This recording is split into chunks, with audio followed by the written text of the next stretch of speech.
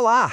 O que nos move, de verdade? Por séculos, essa foi uma pergunta bem complicada.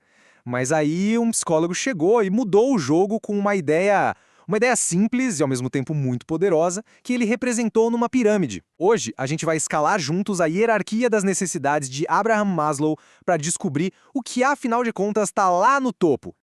Por muito, mas muito tempo mesmo, a visão que dominava era que os nossos desejos, sabe, nossos impulsos, eram quase como fraquezas. Algo que a gente precisava controlar até suprimir. A filosofia e a teologia, de modo geral, diziam que, para o bem de todos, as nossas paixões tinham que ser superadas.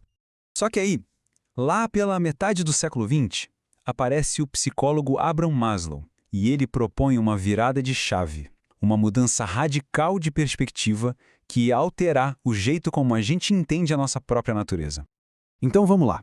A primeira grande sacada de Maslow foi justamente essa: repensar a natureza humana. Ele nos fez um convite para a gente olhar para a nossa essência com outros olhos, uma luz totalmente nova.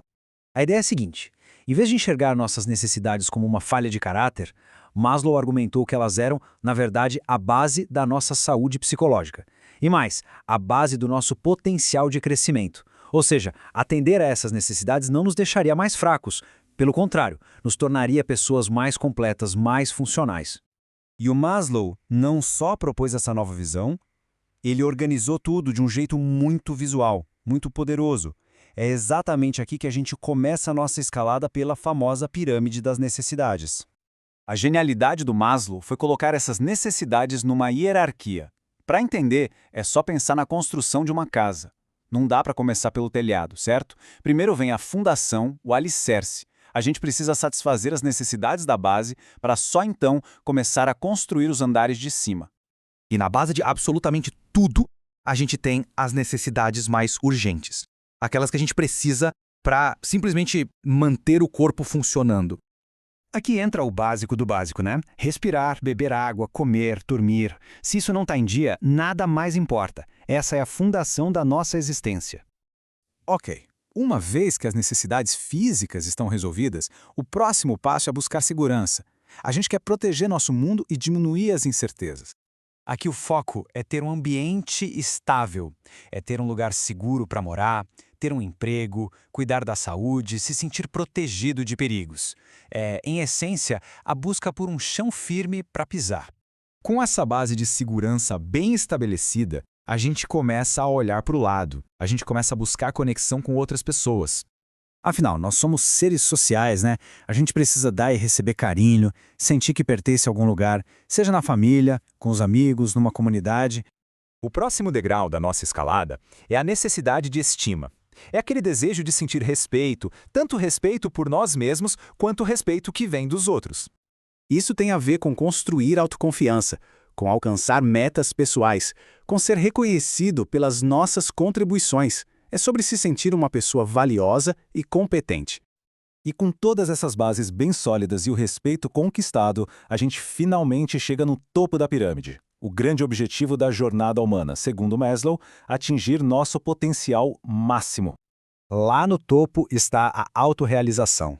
E essa é, sem dúvida, a mais complexa e a mais pessoal de todas as necessidades. O próprio Maslow descreveu isso de um jeito quase poético. Ele disse que é se tornar tudo aquilo que se é capaz de se tornar. Em outras palavras, é aquela busca constante pela nossa melhor versão. E veja bem, isso não tem a ver com fama ou dinheiro. Tem a ver com viver uma vida cheia de criatividade, de propósito, de autenticidade. Então, o ponto crucial é este. Depois que as nossas necessidades mais básicas estão atendidas, o nosso crescimento começa a ser guiado pelo nosso próprio potencial, algo que vem de dentro, algo único. A direção vem de dentro para fora. E essa pirâmide, essa ideia, ela não ficou só nos livros de psicologia, não. Ela ecoou pela cultura e deixou um legado que dura até hoje. Desde que foi publicada lá em 1943, até a fundação de uma associação formal, a teoria de Maslow ajudou a criar uma escola de pensamento inteiramente nova na psicologia, uma alternativa muito mais otimista às visões da época. Claro, é bom dizer que a pirâmide não é perfeita. Muita gente critica e questiona, será que essa hierarquia é tão rígida assim? E será que ela vale para todo mundo, em qualquer cultura? Pensa no artista que passa dificuldades, por exemplo. Será que ele não está buscando a autorrealização antes mesmo de ter a segurança garantida? A verdade é que essa ordem pode sim mudar bastante de pessoa para pessoa. Mesmo com as críticas, a mensagem principal do Maslow continua muito poderosa. Ele nos deu uma estrutura otimista para a gente entender o que nos move, valorizando o potencial que já existe dentro de nós. Isso tudo nos deixa com uma pergunta final, para a gente refletir.